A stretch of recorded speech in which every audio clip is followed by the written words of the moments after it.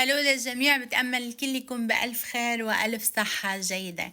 لما عملنا مع المتابعين والفانز اختيارات للممثلين والممثلات يلي رح يكون إلهم هدية بال2024، بعض الاختيارات وقعت على الممثل السوري عابد فهد.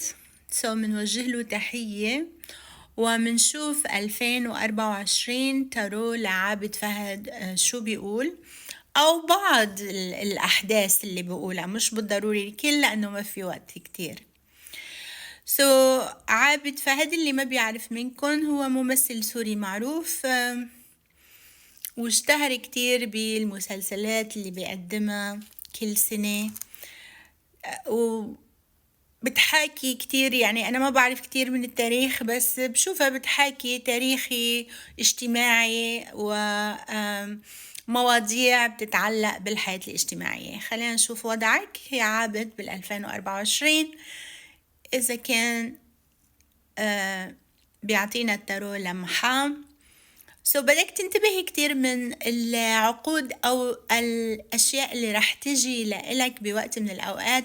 رح تحس إنه في نسمة من التغيير رح تكون على حياتك، وهذا التغيير ممكن يؤدي إلى إظهارك بنظرة مختلفة عما أنت مألوف عليه أو بترتاح إنك تعمله. أيضا في عقد أو اتفاق ربما يكون لتمثيل أو غيره، مش بالضرورة للتمثيل، ممكن يكون استثمار. هيدا العقد مع الظاهر تبعه مبين انه هو عقد جيد وايجابي، هو فعلا جيد، لكن الخوف عندك او عدم القناعة ممكن يخليك تخسر هيدا الشيء.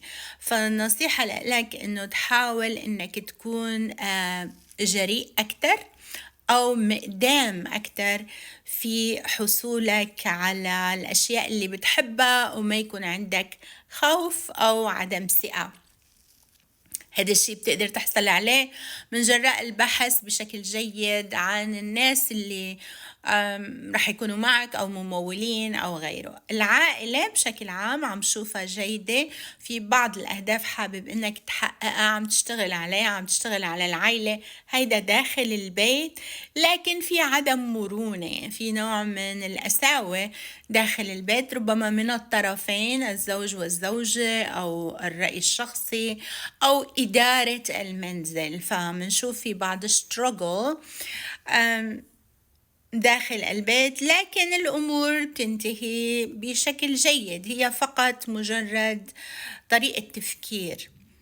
العلاقة العاطفية بشكل عام مع الشريك رح نشوف فيها بعض الصعوبات، بغض النظر شو بتقول الميديا أو شو بيطلع بالصور العادية. في شيء انتوا اتنين حابين توصلوا لإله، أو شيء أو عطاء معين حابين يكون موجود، لكن هذا الشيء غير متوفر. ربما